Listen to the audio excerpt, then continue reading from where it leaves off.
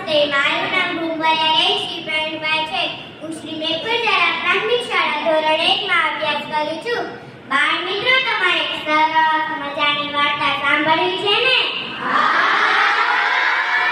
આજે હું એક સરસ મજાની વાર્તા લઈને આવી છું. વાર્તાનું નામ ચકી અને કાગડો. એક ખૂબ જ સુંદર જંગલ હતું. જંગલમાં એક બાજુ ચકી અને એક બાજુ કાગડો રહેતો હતો. કાગડો તો ખૂબ જ આળસુ અને ચકીબેન તો ખૂબ જ સારા હતા.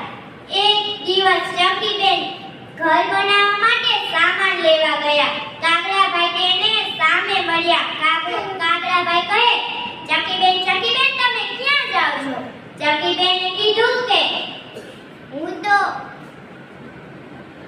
ઘર બનાવવા માટે સામાન લેવા જાઉં છું, કેમ કે ચોમાસું ઓરું આવી રહ્યું છે.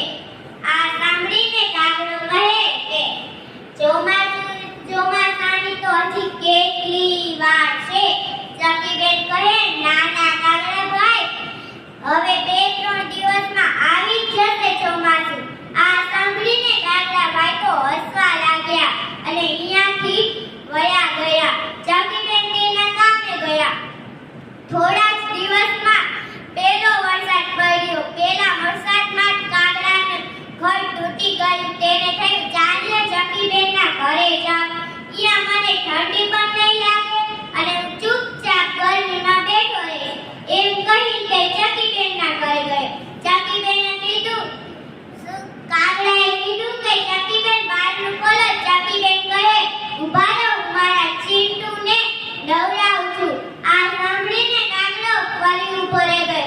ફરી કાગડાએ કહ્યું, ચકીબેન બહારનું ખોલો તો. આ સાંભળીને ચકીબેને કીધું, ઊભા રહો, હું મારા ચીંટુને કપડાં પહેરાવું છું. આ સાંભળીને કાગડો ફરી ઊભો રહી ગયો. ફરી કાગડાએ કહ્યું, ચકીબેન બહારનું ખોલો તો. ચકીબેને બહારનું ખોલ્યું અને કહ્યું, આલ્યા તુવાર કે આનાથી તમારું શરીર લૂસી લો. એમ કહી કાગડાએ શરીર લૂસી લીધું અને ચકીબેને કીધું, તમે બેસો, ત્યાં હું નાતા આવું. એમ કહી ચકીબેન ચાલ્યા ગયા અને રસોડામાં ખીર બનતી હતી. તેની કાગડાને સુગંધ આવી. તેને થયું કે આ શેની સુગંધ હશે? ચાલ